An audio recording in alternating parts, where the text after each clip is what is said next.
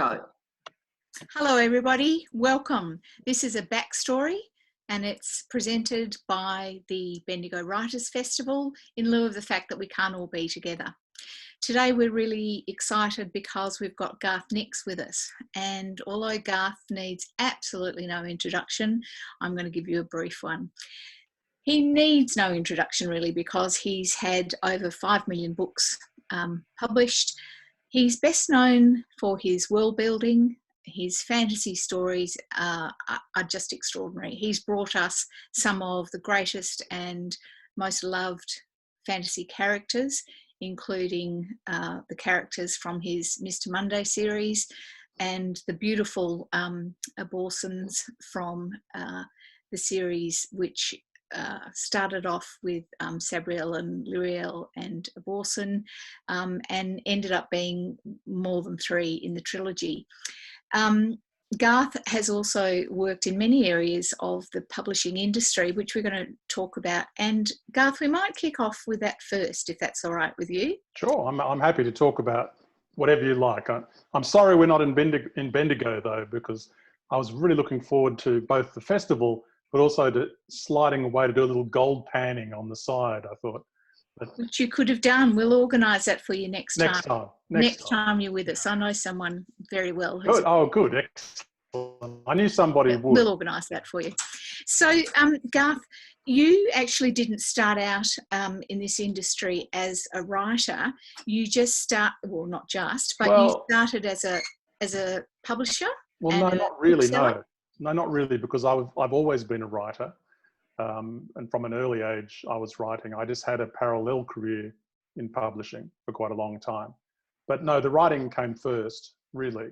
And in fact, when I first decided I wanted to be a writer, I was 19 years old and I was traveling in the United Kingdom. And I wrote a story and I started writing a novel. And I thought, this is what I want to do. But I also have always been interested in the business of publishing and in authors' lives. And so I'd read lots of biographies of writers and publishers and so on. And so I knew that it's very hard to make a living as a writer. You need a great deal of luck for things to work out to be able to do that. And so even back then, I had just enough common sense to know, oh, I better organize my life so I have a day job and so I can write as well. But I wanted that day job to be involved with books. So I came back to Australia. I did a degree in professional writing at the University of Canberra, which at that time was the only writing degree in all of Australia. I mean, hard as that may be to believe now that every university has creative writing courses. And it was really, that was my plan, was to work in books, but also to write as well. And that's what I did for a long time. I'm starting as a bookseller and then working my way up from an editorial. Well, I was a sales rep and a publicist, and then I was an editorial assistant, and I worked my way up to being a senior editor with HarperCollins. Then I left for some time, always while still writing. And then I went back to work as a literary agent with Curtis Brown for some time. But then I just couldn't balance both my writing career and my publishing career. I love them both. I actually love working in publishing, but I couldn't make them work, particularly as an agent, because it wasn't the writing so much, it was the promotional side of things. I couldn't say to one of my clients, I'm sorry, I'm going on tour in America for a month for my book. I can't look after your stuff. That doesn't work. That's not, an agent is your business partner looking after the business. They're not meant to be doing their own stuff for their own books. So I had to make a decision about what to do. I mean, it's a fortunate and lucky thing to have that choice. And that's when I became a full-time writer properly, I guess, from about 2001. So quite a long time now. Amazing how time flies. So do you think that your experiences writing alongside, especially book selling and being a rep, gave you an insight into what readers really want? I think it's a very helpful education. I'm not sure it's ever really informed my writing as such, because I've always written the things that I want to write and then worked out how to make the best use of them, which I think is quite a good strategy in general. Because if you try and second guess the marketplace and what's happening, that hardly ever works. It's it's not that it never works, because there are no concrete rules in publishing and writing. People always say, you know, do this or do that, but and maybe that works most of the time, but not always. So I joke that the answer to every publishing and actually often writing question is it depends. There's no one answer, but it is certainly helpful, and it helps you understand how everything works. And I think that's very beneficial. As working in publishing in general is very useful for a writer. You may not be able to make things go the way you want them to, but at least you can understand why things are happening. And sometimes it does help you work out how to make the best of difficult situations, or make the best of good situations as well. So having that knowledge is very useful. Mm. So your latest one, you can see how much I've loved it. Or hated it. Maybe all those post-it notes are things you don't like. No, but they're not. They're not. Although I love Frog Kisser as well, but I haven't. Anyway, we'll talk about that one in a minute. But I wanted to talk about Angel Mage first. This one reminded me so much of the flavour of the Aborson series. Although the world is completely different, I'll get you to talk about that in a minute. There was just something about the characters and the language. It was just, well, maybe it was classic Nix.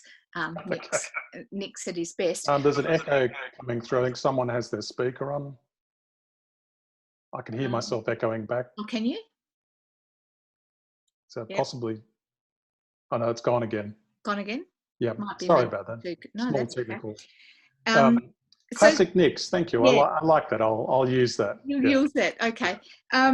So tell us about Angel Mage, because it's an incredibly complex story about someone who is able to summon angels. So you've set up not the sort of sparkly, trivialized version of angels that, you know, some people think about, but really the heart of angels being, you know, having shade in them. And of course, as we find out from Lilith in this, the main sort of antagonist in this book, she is really evil. She is a really driven character that you've I actually don't think of Lilith as being, I mean, she's evil in terms of the things that she does.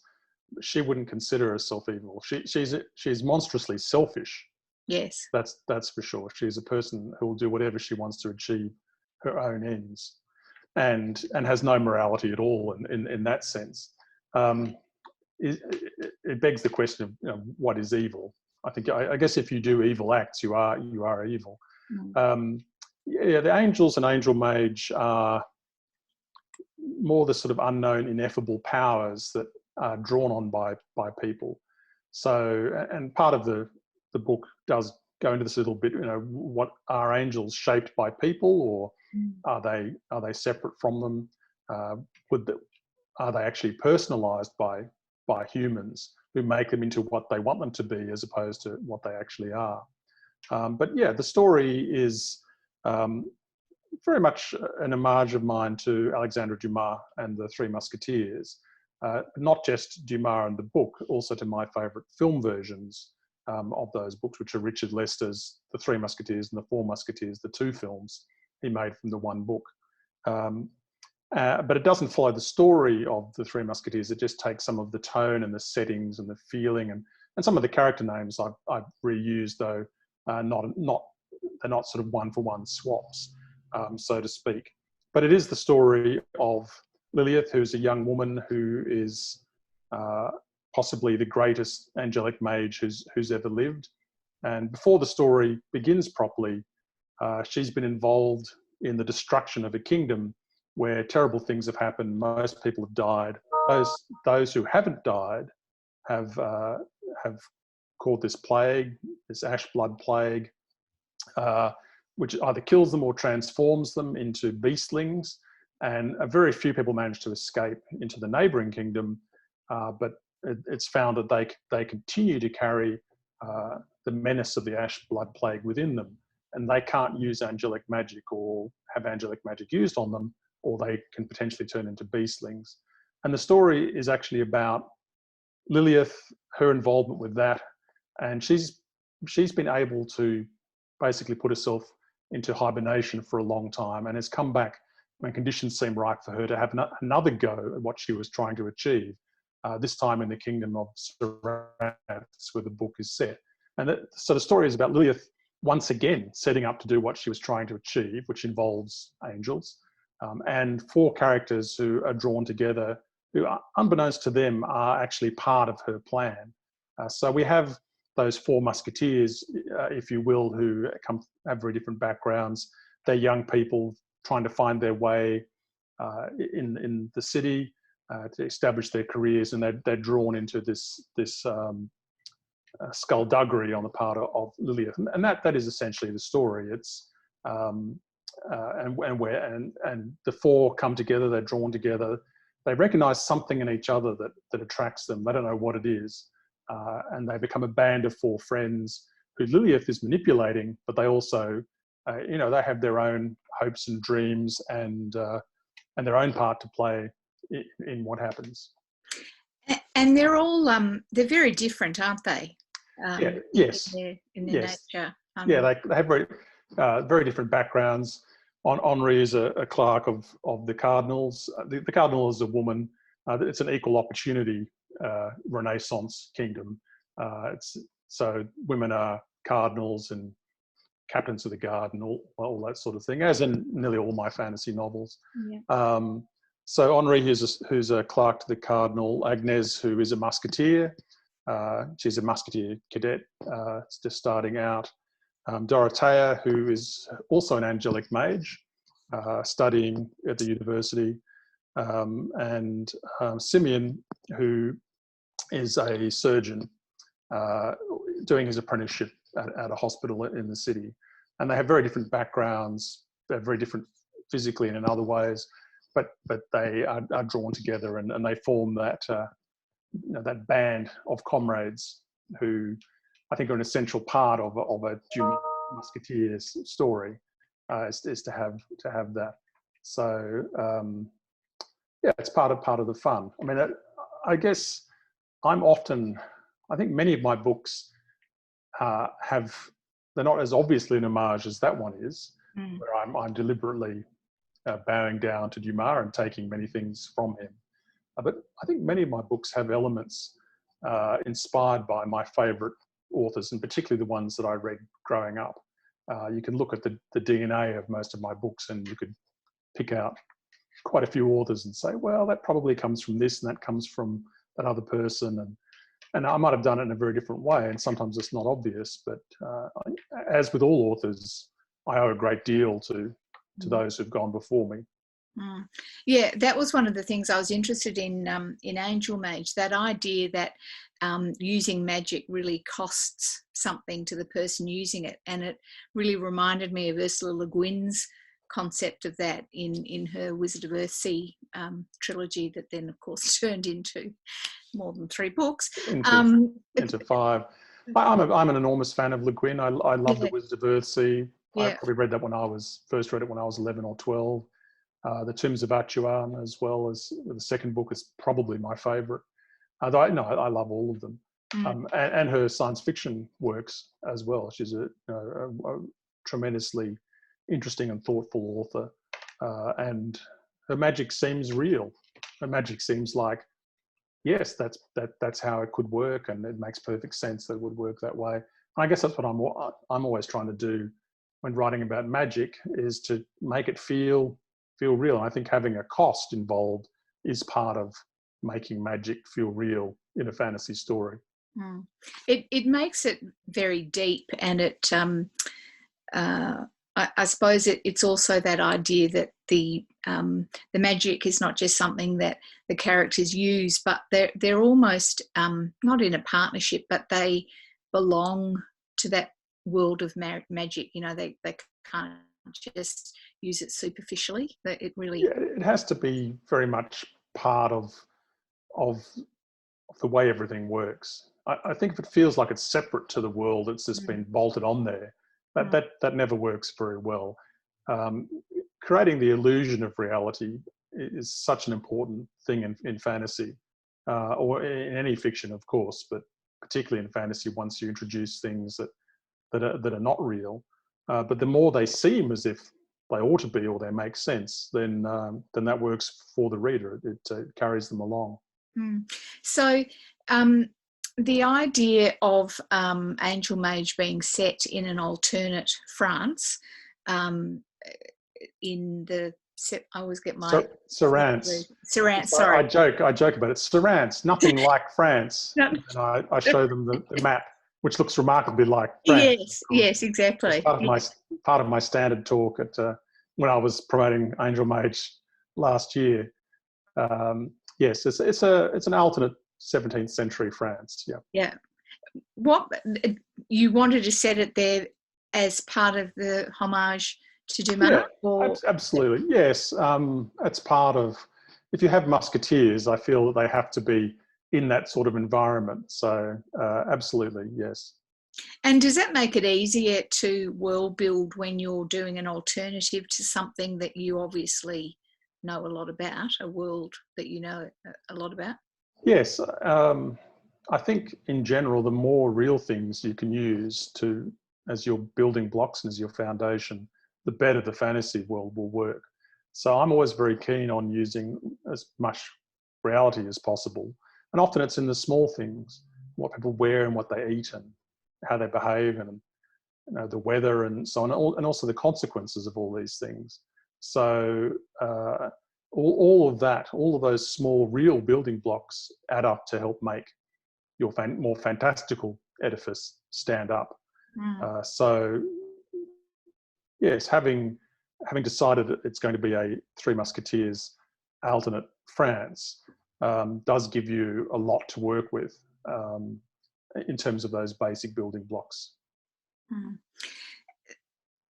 I want to look at the wonderful, and I have to say it's one of my favourite series, but I feel terrible because I've only got the rejacketed ones. There's no need to feel terrible. That's good. They're beautiful, but I really still love the jackets that I first met way back whenever they were first published. Well, Sabriel goes all the way back to 1995 in Australia. Well, there you go. That's a long way back. Yeah. And I took a long time to read that book because I'm a bit of a scaredy cat. And when someone said it's about a necromancer, I thought, I can't be doing with dead people. It's all too scary. But I was just so gripped by those really strong female characters, and you've alluded to that earlier. How is it that you're a male and you can write such believable, strong yet vulnerable female characters? I do. I find it funny. People ask me this from time to time. Yeah. And I find it kind of odd that people ask me about this. How do you write, powerful women characters? They don't ask me how I write completely made up monsters. My books are full of completely invented creatures and hideous monsters and so on, all of which I have to invent. Whereas writing about, capable, super capable, competent women, they're everywhere around us. So all I have to do is have a look. So that is easily drawn from life. Those characters, I don't base any one of my characters on any one person, but I take little bits and pieces from people I know and sometimes people I've just observed. Sometimes it's just I see something and I think I take some aspect of their character or how they've interacted with something or how they've dealt with a situation. So I actually find that's very easy. And I think also, reading also equips you to understand other people, including if you're a man reading about female characters, that it helps you understand, and books particularly written by women. So I think it's all there. It's all that raw material is there. So it should be relatively easy to write it. And I think a lot of the time for me, with Sabriel or Sabriel, you can pronounce it however you like. I always tell people, it doesn't matter. I flip-flop myself depending on who I'm talking to. I wrote the prologue not knowing what else I was going to write, which is often my technique. I often write a prologue or a sequence to try and work out the tone and so on. I don't actually write an outline or work out what else is going to happen until I've done that. And when I was writing the prologue, I initially thought I was going to write about Sabriel's father. But actually, once I'd written the prologue, I thought, Sabriel's much more interesting than he is. I'm going to write about her. So that was just a happy accident, really. But I tend to often think women are more interesting than men, not least because there are so many stories written by men about men, and why add more? It seemed to me. And also perhaps, I mean, I know for me, when I first read it and you meet Sabriel's father, and you feel, well, he's been doing it for ages, and even though he still understands all the dangers of, you know, the 9 bells and the river and all the undead that can come back. Seven bells. Oh, sorry, 7 bells, 9 gates. Don't worry. Sorry. I've actually made the mistake myself. Oh, have you? Oh, that's talking about it. Yeah, that's good to know. I've swapped them around. Numbers. Yeah. Too many numbers. It's confusing. Too many numbers, but a lot. But he seems to be really sort of confident, and I get the feeling that if I had lived there in that world, I would have been felt relatively safe and comfortable. But then, of course, when Sabriel's takes on the role, it is that whole thing of her, you know, is she going to be able to handle it? And you feel the iciness when she steps into the river, and the creatures sort of clawing at her, and is she going to be able to make it? So is that part of the thing that you think drew you into wanting to write about her? Well, I think it's a coming of age story. It's about learning who you are and taking on responsibilities and just, you know, discovering your adult self, I suppose, which is always an interesting topic, no matter where it's said or what's going on around it. So, but I don't think I was particularly conscious about any of the thematic content. I just wanted to tell a story. And I'm pretty much always driven by the desire to tell a story. And I hope a meaningful story, but I actually don't think very much about the sort of philosophical underpinnings of it when I'm writing. Quite often I have no idea, in fact, and other people afterwards, you know, ask me about something. I think, oh yeah, I guess I was thinking about that. Or if it sounds good, I say, yes, I must have been thinking about that. And if it's something else, I go, no, that had nothing to do with it.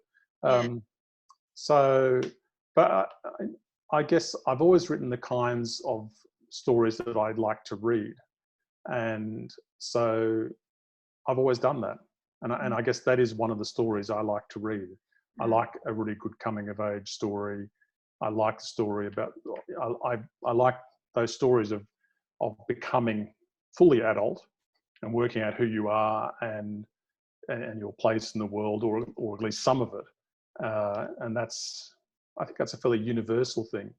And it's part of the attraction of young adult literature to older adults too, I think. Yes, I was just about to say the same thing. Do you think that's why so many adults and why we have that new, well, not new now, but that phrase of crossover literature, which really has young adults as the protagonists, but really living in adult worlds? Well, I think it's a combination of things, and it's actually a very complex subject, which other people have talked about much more effectively than I have, because I think there's a whole lot of things going on. I mean, one of them is, you know, as an older adult, you still may not have worked out your place in the world or any of the rest of it. Coming of age doesn't stop; it continues. So I think that makes it, you know, perennially interesting because it's always going on. But I guess in terms of as a genre or a category, young adult books, the way things have worked out with young adult books is that they tend to be books that do have a strong story.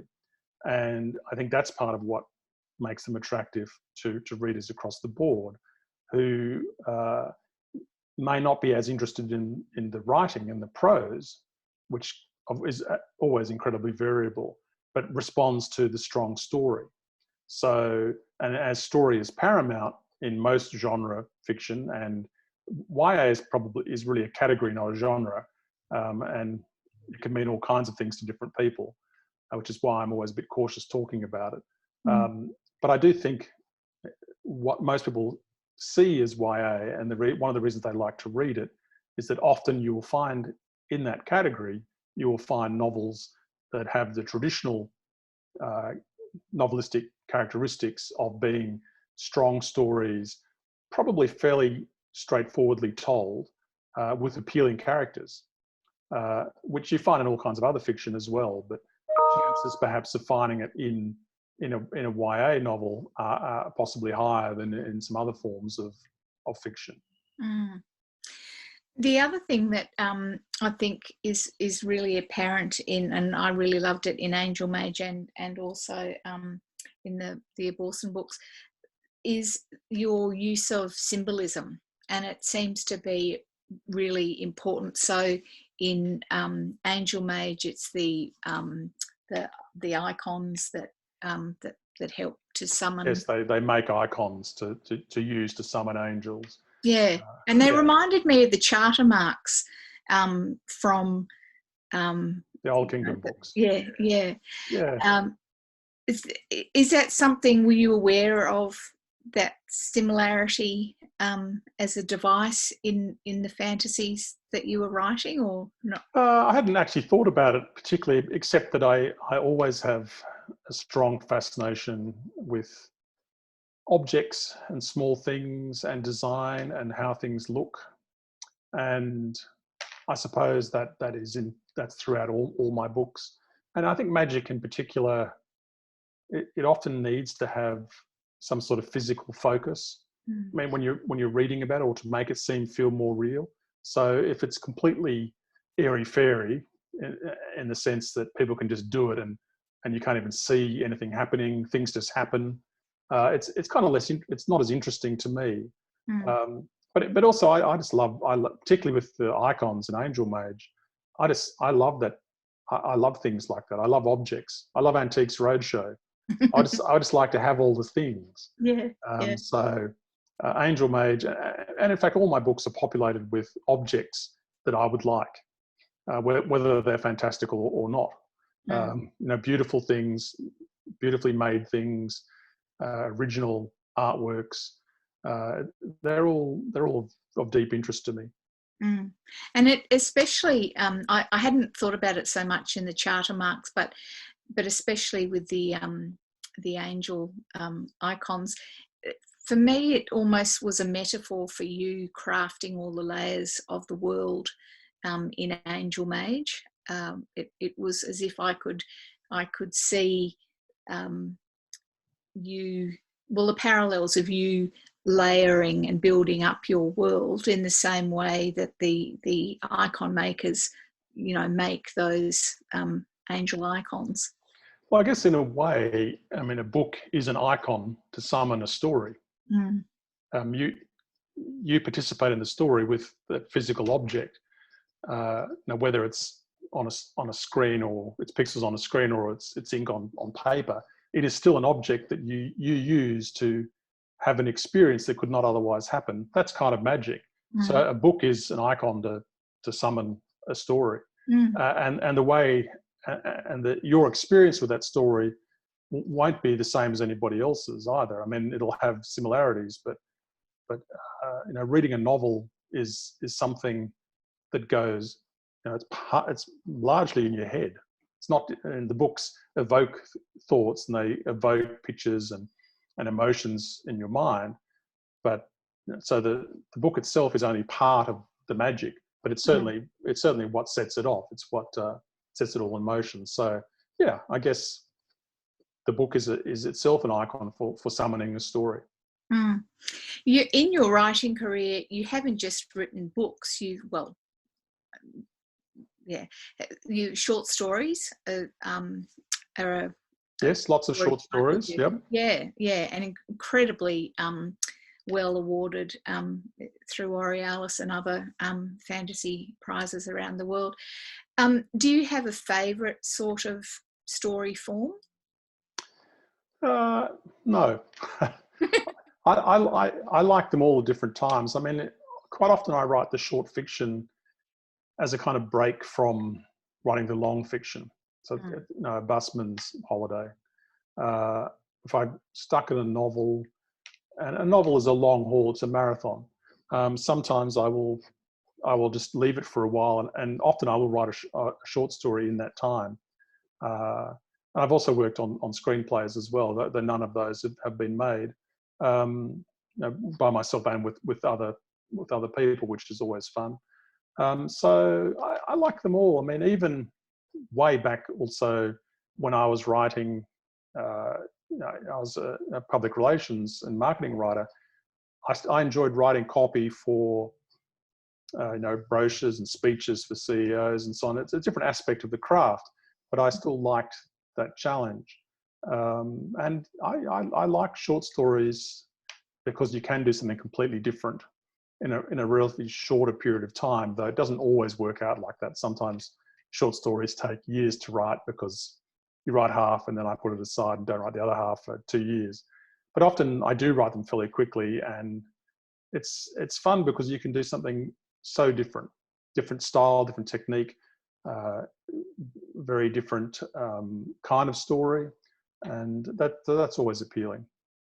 When you wrote the short story, was it Over the Wall? Well, Across the Wall. Across the Wall. Across the Wall is the collection. Yes. You probably think of The Creature in the Case, Nicholas Sayer and The Creature in the Case. Yeah. Yeah.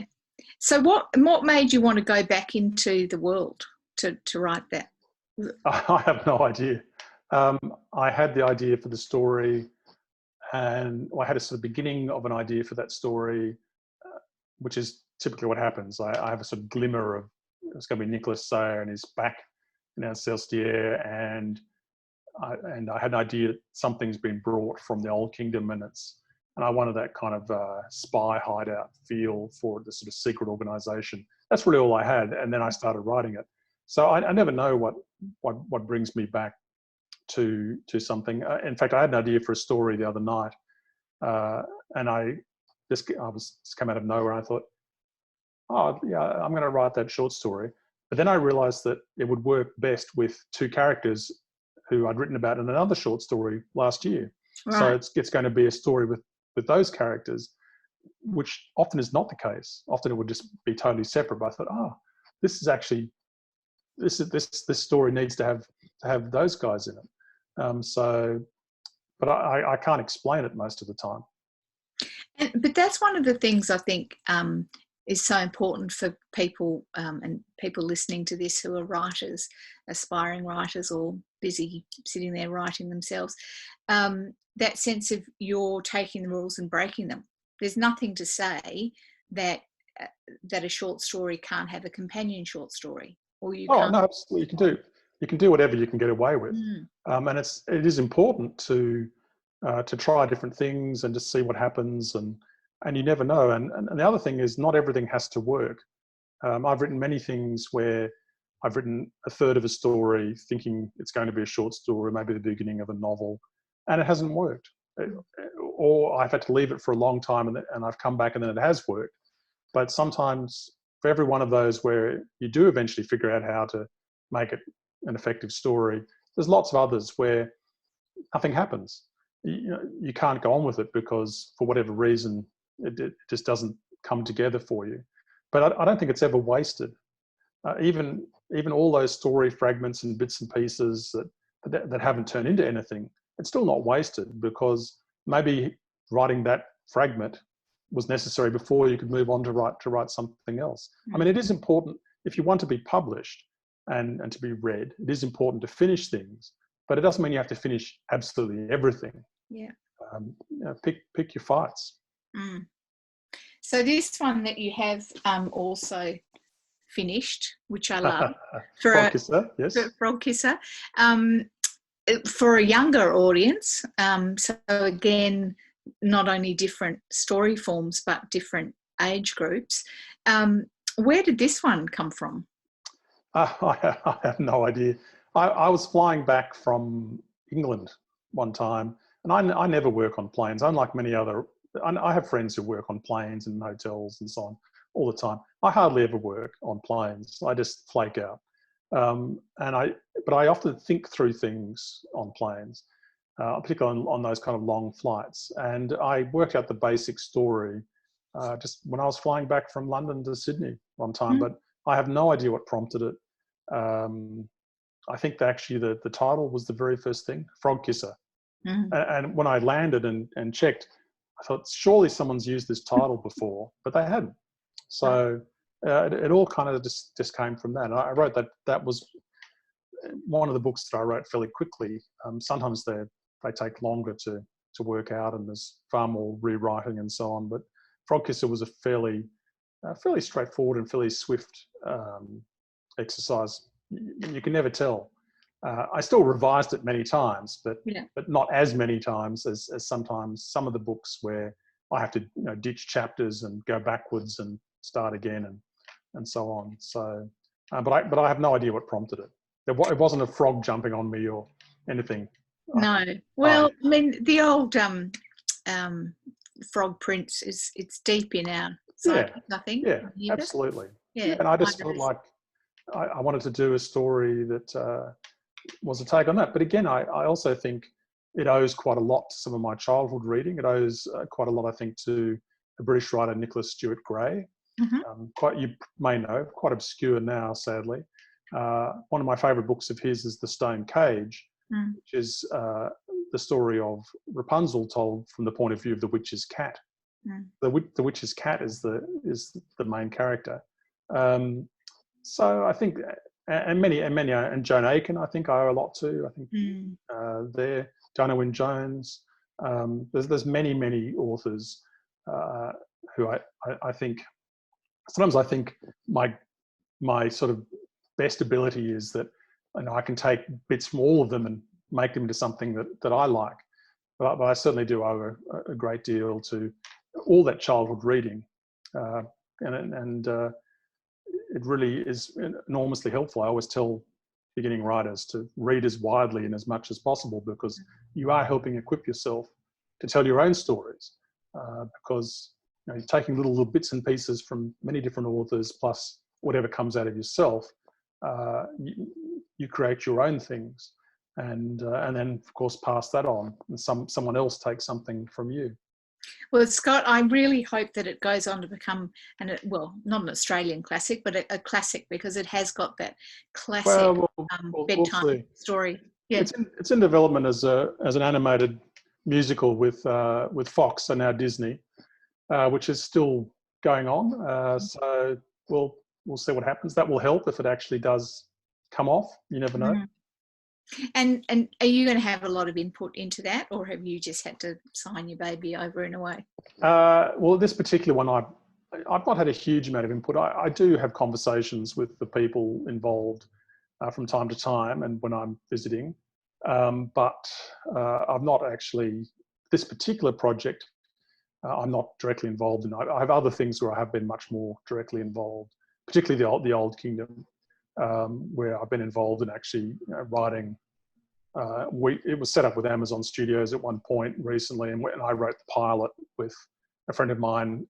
They didn't pick it up to make it, unfortunately, but I was very heavily involved there. And I've also written a feature film screenplay for somebody, another studio earlier on. So that's the nature of that business. You just never know. So I'm involved in that. And then The Keys to the Kingdom is also in development with another American production house. And I've not been hugely involved with that, but I may be. It's possible. Well, we look forward to all of those exciting things in the future. Well, you just never know. No, and we look forward to welcoming you to Bendigo one day soon. Oh, I'd love to. Yes, well, for all of us, let's hope we can get out soon. Yeah. But in the meantime, we've got your books to either discover or reread. So thank you, Garth Nix, for joining us today for this backstory as part of the Bendigo Writers Festival. Well, See you again soon. Sarah. Thank you, Sarah, and thank you, Bendigo Writers Festival too.